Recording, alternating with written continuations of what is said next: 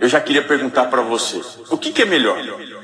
Começar uma coisa ou terminar algo que se começou? Essa pode parecer até uma pergunta despretensiosa, mas essa reflexão é necessária. É melhor terminar algo ou começar? O que você acha? Interessante que o sábio Salomão, o pregador, o correlê do livro do Eclesiastes, capítulo 7, verso 8, ele diz assim, o fim das coisas é melhor que o seu início. Por que ele diz que o fim é melhor do que o início? Mas ele fala ainda outras coisas estranhas. No capítulo 7 ainda do Eclesiastes, do verso 1, ele diz, o dia da morte é melhor do que o dia do nascimento. Misericórdia, eu prefiro nascer do que morrer. Ainda no capítulo 7, o verso 2, ele diz, é melhor ir a uma casa onde há luto do que uma casa em festa. Mas que acidez é essa? O que o sábio aqui está querendo ensinar? É melhor morrer do que viver? É melhor chorar de luto do que viver em alegria? Veja, a gente precisa entender o que ele está ensinando aqui. E o seu ensino está voltado para a reflexão do processo de tudo. Quando se termina algo e contempla o resultado do esforço, aí sim é melhor do que iniciar tendo todo o trabalho pela frente. Quando observamos a morte de alguém, nós refletimos que a vida é um presente. E nós voltamos às boas práticas, sabe? Que foram abandonadas. Essas práticas para valorizar a vida. Por isso que é melhor ir a uma casa onde está o luto, onde estão as pessoas refletindo sobre o valor da vida, do que ir a uma festa onde a loucura da alegria, ela acaba encobrindo as péssimas decisões e costumes que às vezes a gente pratica todos os dias. Com certeza, é muito melhor terminar uma faculdade do que começar os estudos, você não acha? É muito melhor terminar a construção de uma casa do que começar um empreendimento. É melhor ver os frutos de uma árvore do que você plantar. Benditos são aqueles que podem vislumbrar os frutos das suas ações. Mas enquanto nós não podemos terminar, enquanto nós não podemos colher os frutos, nós precisamos plantar. E para entender isso, o fim, como sendo melhor que o começo, eu quero ir ao final do relato, do registro da criação. O que há no fim que é melhor do que o começo? Então veja comigo no livro do Gênesis, capítulo 2, eu quero ler com você do verso 1 até o verso 3. Gênesis, capítulo 2, do verso 1 até o verso 3. Diz assim a Bíblia, assim, pois, foram acabados os céus e a terra e todo o seu exército. E havendo Deus terminado no dia 7º a sua obra que fizera, descansou nesse dia de toda a sua obra que tinha feito. E abençoou Deus no dia 7º e o santificou, porque nele descansou de toda a obra que como Criador fizera. Por que o fim é melhor do que o começo? No caso da criação, é porque o fim apresenta um dia diferente. Que dia diferente é esse? Por que esse dia é diferente dos demais que o antecederam? Gênesis 2 descreve como Deus terminou a sua obra de criação. A criação do homem, no final do capítulo 1, ela não é o ápice da semana. A gente até costuma dizer que o homem é a coroa da criação. Pode até ser, mas a criação do homem não é o ápice da semana. Apesar de Deus formar o ambiente, deixá-lo perfeito e preencher com toda a sorte de vida, e também no 6º dia criar o homem, veja, a criação ainda não estava concluída. Os 6 dias, eles serviram apenas para o Criador dizer que tudo que ele tinha feito era bom. Aliás, era muito bom. Mas algo melhor estava para acontecer. O clímax, ponto alto da realização divina, para onde toda a criação se move, é a bênção, a santificação que Deus ofereceu no último dia, no sétimo dia. Veja, no sábado, Deus não disse haja, como ele tinha feito nos 6 dias anteriores. No sábado, Deus não viu que algo era bom. No sábado, Deus, ele não chamou as coisas determinando como elas eram. Chamou Deus o dia, chamou Deus a porção seca, a terra. Deus não faz isso. Deus não nomeou nada no sétimo dia. O sétimo dia, ele não apenas é diferente, mas ele apresenta um aspecto diferente do próprio Deus. Porque Deus, ele descansa em vez de trabalhar. Ele não tem coisas boas para identificar. Pelo contrário, ele tem coisas especiais para oferecer. Bênção, descanso e santificação são exclusivas bênçãos e presentes que Deus dá no sétimo dia. Veja, ele está pronto a ouvir o homem nesse dia, em vez de chamar as demais coisas da natureza. Nesse dia, o Senhor é mais fraternal do que poderoso. Nesse dia, ele é mais prestativo do que coordenador de um grande projeto. Nesse sétimo dia, Deus é mais amigo do que autoritário. Esse dia mostra uma face de Deus que é capaz de surpreender a sua criatura.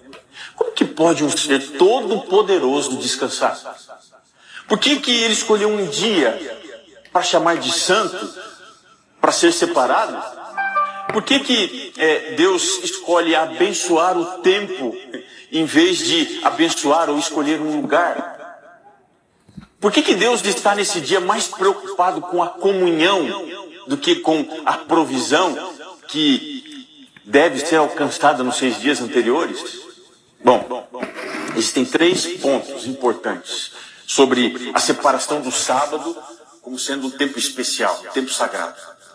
3 pontos são esses. A gente poderia resumir da seguinte forma. Primeiro, Deus escolheu o tempo para abençoar, para santificar, porque Ele é universal. E Ele está em toda parte. Se Deus tivesse abençoado uma coisa, santificado uma coisa, quem não estivesse ali não teria como participar dessa bênção, dessa santificação. Segunda razão, Deus escolheu o tempo porque Ele é imaterial. Apontando assim que as coisas espirituais, elas estão numa característica além, superior ao espaço e à matéria. Por isso Deus, Ele separa o tempo, porque Ele é muito importante. Terceira razão, porque Deus escolheu o sábado. Deus escolheu o tempo e abençoou o tempo, porque o tempo abarca todas as coisas, toda a criação, e não apenas um lugar. Está dando para você entender? Nos primeiros 6 dias, Deus, ele subjugou o espaço, tornando o espaço um paraíso. O Éden, que significa delícia em português. Mas veja, no 7º dia, ele santificou o tempo, o tornando um refúgio, tornando assim um abrigo para o coração, para o espírito, sendo assim uma oportunidade para se desenvolver comunhão entre o Criador e a criatura. Por isso esse dia especial. Agora, por que Deus terminou a criação com o sábado e não com a criação do homem no 6º dia? Por que Gênesis 2 diz, havendo Deus terminado a sua obra que fizera no 7º dia? Sabe por quê? Porque o homem é a criatura mais especial dentre os seres criados. Porque ele foi feito à imagem, ele foi feito à semelhança de Deus. Mas o clímax da criação aponta para uma realidade ainda que é muito mais ampla. A ação divina da vida não se limita à mera produção de objetos físicos que são animados e também são inanimados.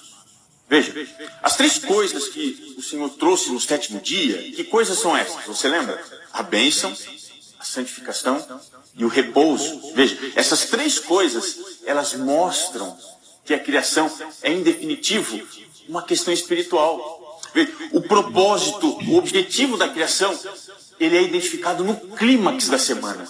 E que propósito é esse? É a santidade, ou viver em santidade. Por isso que o objetivo do sábado é chegar para todos os seres humanos, sejam eles ricos, pobres, cultos, em cultos, homens, mulheres, ele é um verdadeiro santuário no templo. E que todos são convidados para entrar nesse espírito de santidade e de adoração.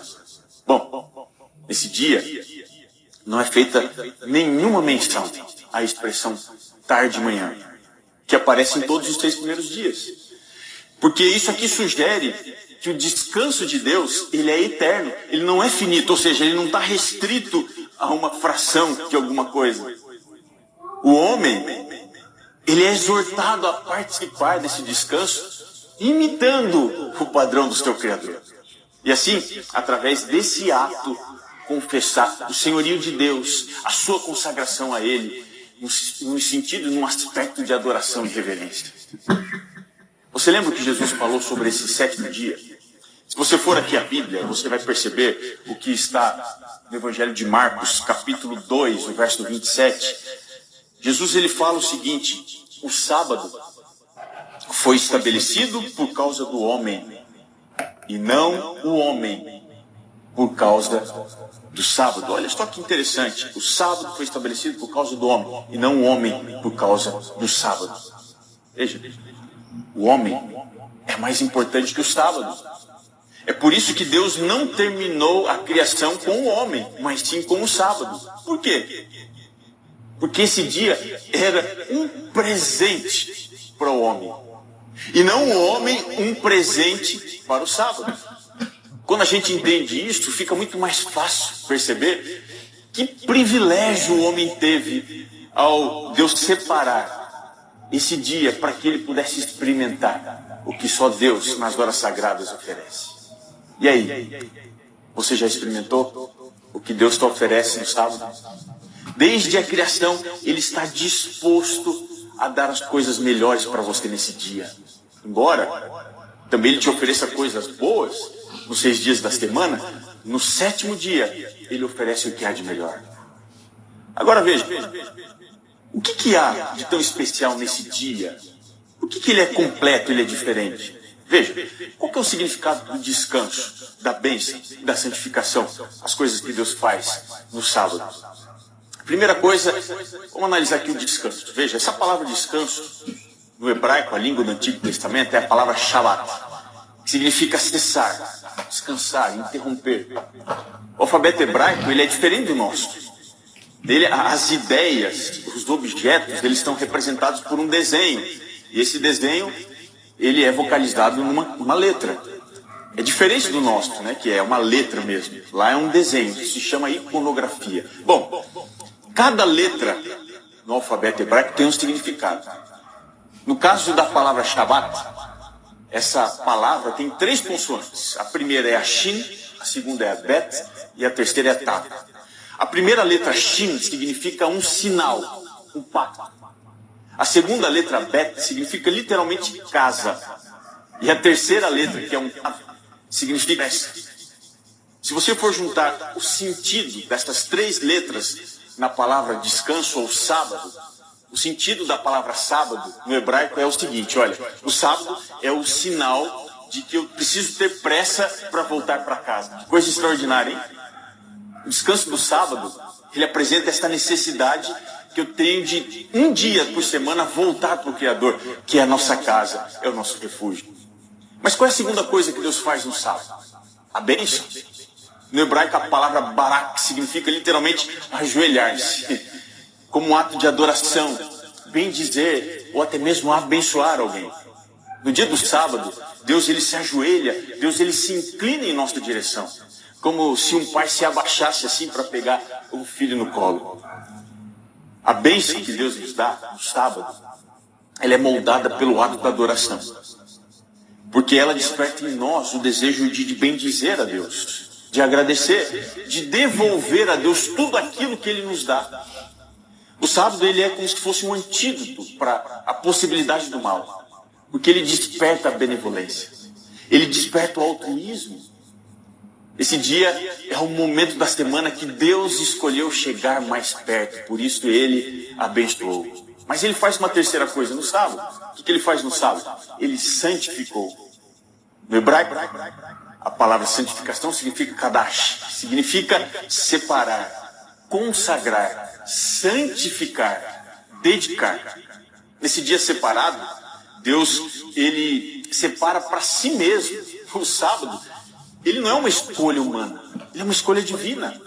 Ele mesmo separou esse dia, esse momento, e nós devemos usar as horas desse dia com o objetivo de aprender a santidade de Deus. As coisas comuns são colocadas de lado, as coisas boas são trocadas por aquelas que são maiores e melhores. É por isso que o sábado ele promove uma mudança, sabe onde? Uma mudança de visão. Ele promove um crescimento espiritual para aqueles que são a obra-prima da criação. E finalmente eu quero lembrar você que esse dia da criação, o sábado, é um dia para sempre. Por quê? Qual seria a validade do sábado? Ele foi estabelecido para todos os seres humanos ou apenas para um povo, para os judeus? Ele foi dado somente para os que viveram antes da cruz ou ele foi dado para todos os seres humanos de todas as épocas? Deixa eu mostrar para você dentro da Bíblia se o sábado tem validade, se ele tem prazo, se ele foi abolido, se ele foi deixado para trás. Então acompanhe comigo aqui até onde o sábado vale. Primeira coisa que a gente precisa entender, lá no mandamento, em Êxodo capítulo 20, o verso 11, a gente descobre que o sábado, ele é um sinal que aponta para a criação. Êxodo 20, 11 diz assim: em 6 dias fez o Senhor os céus, a terra, o mar e tudo o que neles está. E agora observe, e ao 7º dia descansou. Por isso o Senhor abençoou o dia de sábado e santificou. O sábado, ele aponta para a criação, a importância da criação. Mas o sábado também aponta para a redenção. Olha só que interessante. Lá em Lucas capítulo 23, o verso 54 até o verso 56, diz assim, ó: era o dia da preparação, começava o sábado. As mulheres que tinham vindo da Galileia com Jesus, seguindo, viram o túmulo e como o corpo fora ali depositado. Então, se retiraram para preparar aromas e bálsamos. E no sábado, descansaram segundo o mandamento. Olha só que interessante. No momento da cruz, quando Jesus entregava a vida para o ser humano, as mulheres que acompanhavam Jesus entenderam que aquele sábado era um símbolo do descanso que Deus oferece para o ser humano. Mas quando você vai para Lucas capítulo 4, verso 16, você descobre que Jesus também observava o sábado. Lucas 4,16 diz: indo para Nazaré, onde fora criado, veja, entrou num sábado na sinagoga, segundo o seu costume, e levantou-se para ler. Olha só, será que Jesus tinha o objetivo de anular o sábado? Ou substituí-lo pela guarda do domingo? Mateus 5, o verso 17 e 19. Não penseis que vim revogar a lei ou os profetas. A lei ou os profetas. Não vim para revogar, vim para cumprir. Entre os mandamentos da lei, o sábado, Jesus cumpriu. E ele agora assegura: aquele, pois, que violar um desses mandamentos, posto que dos menores, e assim ensinar aos homens, será considerado mínimo no reino dos céus. Aquele, porém, que os observar e ensinar, esse será considerado grande no reino dos céus. O sábado não era só para judeus. O sábado era para os estrangeiros, para os gentios. Isaías 56, o verso 6, diz assim: aos estrangeiros que se chegam ao Senhor para o servirem e para amarem o nome do Senhor, sendo deste modo servos seus, sim, todos os que guardam o sábado, não o profanando, e abraçam a minha aliança. O sábado não é só para judeu. Agora veja, o sábado era para os apóstolos, eles guardavam o sábado mesmo depois da cruz. Atos 17:2, Paulo, segundo o seu costume, foi procurá-los por 3 sábados, arrasou com eles acerca das Escrituras. Veja, Paulo e os apóstolos guardavam o sábado, mas não somente eles. Qual vai ser o dia guardado lá no céu? Isaías 66, versos 22 e 23. Porque como novos céus e a nova terra que hei de fazer estarão diante de mim, diz o Senhor, assim estará a vossa posteridade e o vosso nome. E será que de uma festa da lua nova a outra, e de um sábado a outro, virá toda a carne a adorar perante mim, diz o Senhor. Responda, qual que é o dia que vai ser observado na eternidade no céu? O sábado. Veja, o sábado é a antecipação da redenção. Eu quero que você preste atenção agora nesse texto. Hebreus 4, verso 9, verso 10. Está escrito: portanto, resta um repouso. A palavra que repouso é Shabat. Resta um repouso, resta um sábado para o povo de Deus. Porque aquele que entrou no descanso de Deus, também ele mesmo descansou de suas obras, como Deus das suas. Ao observar o sétimo dia como santo, abençoado, e dia de descanso, o homem, depois do pecado, também está experimentando antecipadamente a alegria que nós teremos no sábado eterno, redentivo. Hebreus diz que resta um repouso, resta um sábado. A eternidade será uma imagem do sábado para todos nós. A humanidade vai ter acesso a esse descanso quando o mal for erradicado de uma vez por todas no universo. Por isso que o sábado é um pedaço no tempo, que lembra um tempo que nós ainda não conhecemos, mas que será para nós tempo de descanso absoluto. Quando nós voltarmos para casa, para viver na presença do nosso grande Deus. Ao você abraçar o sábado, como um sinal, como uma celebração do dia da aliança, do dia da criação, nós estamos abrindo o coração para que Deus continue fazendo o que somente Ele pode fazer. Quer nos oferecer as coisas melhores, as coisas maiores. Tem muita gente que ainda não teve o privilégio de guardar no sábado. Essas pessoas descobriram, ou ainda não descobriram, a mais importante de todas as verdades. Sabe qual é? A mais importante de todas as verdades não é que eu sou chamado por Deus a guardar o sábado. Deus me deu o sábado para que Ele guarde a mim dos perigos deste mundo, da minha vaidade, da minha autossuficiência. O sábado me guarda do meu pecado, porque Ele me convida a reconhecer que eu sou limitado, pecador, e a olhar para cima, para um Deus todo-poderoso e suficiente. Por que você não guarda o sábado? Ou melhor, por que você não permite o sábado te guardar? Por que não começa agora? Esse próximo sábado, experimente. Procure uma igreja adventista. Tenho certeza que lá, em comunidade, em comunhão, você vai experimentar o que só Deus pode fazer nesse dia especial. Quer marcar um novo começo na sua história? Eu quero orar com você. Você pode orar? Feche seus olhos, querido Pai. Nós estamos neste momento abrindo o nosso coração, a nossa vida, para experimentar o que só o Senhor pode fazer.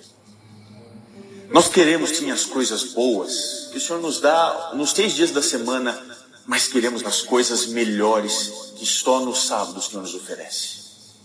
Nós aceitamos isso, Pai, e entregamos a nossa vida em Tuas mãos para viver esta realidade, orando em nome de Jesus. Amém. Amém. Louvado seja Deus. O dia da criação nos remete a pensar, a imaginar e a crer que quando o Senhor começou a sua obra, Ele terminou com a criação do homem e da mulher. Pois ambos eram santos na presença de Deus quando Deus os criou. Todas as tardes, o Senhor descia ao jardim do Éden e ele os via, porque ficavam face a face com o Senhor. Até que um dia, o pecado da desobediência os venceu e os derrotou, e perderam a sua santidade, o seu elo maior de ligação com o Senhor, através do pecado da desobediência, que é o mais terrível.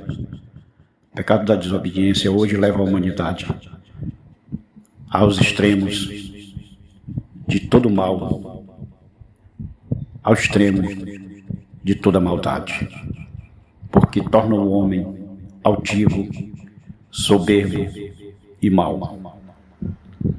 Tendo sido criado à imagem e semelhança de Deus,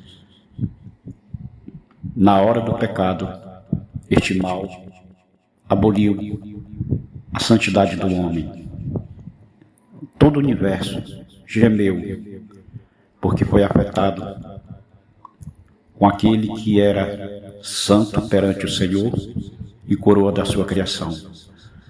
Pecando contra Deus, pela sua desobediência, ficaram de fora do paraíso e da graça de Deus. Ou seja, ficaram desgraçados da graça de Deus, do favor de Deus.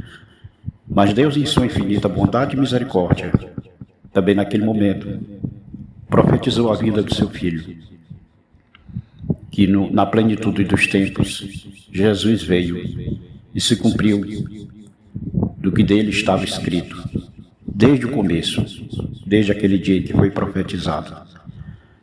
Na plenitude dos tempos, Jesus, naquela cruz, comprou a cada um de nós com preço de sangue.